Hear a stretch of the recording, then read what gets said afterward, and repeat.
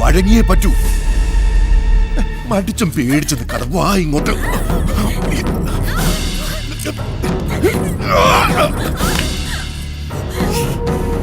എടി പെണ്ണേ, ഒരിക്കൽ എന്റെ കൈവെള്ളയിൽ നിന്ന് നിന്നെ രക്ഷപ്പെടുത്തി കൊണ്ടുവരാൻ നിന്റെ വിനയേട്ടൻ. ഇപ്പതേ എനിക്ക് നിന്റെ ദാനം തന്നിട്ട് പുറത്ത് കാവൽ നിൽക്കുക അവൻ.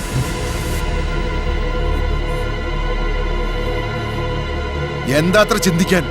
വഴങ്ങിയേ പറ്റൂ. വിനയേട്ടൻ എന്റെ രക്ഷകൻ തന്നെയാ. എന്നെ ചതിക്കില്ല.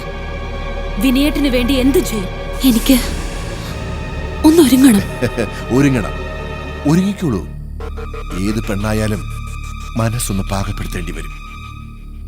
നീ ബുദ്ധിയുള്ളവളാ. നിനക്ക് വേണ്ടി നിന്റെ വിനയേട്ടൻ ഒരുക്കി വെച്ചൊരു മുറിയുണ്ട് ഇവിടെ. അവിടെ വെച്ചാവാം നിന്റെ ഒരുക്കം.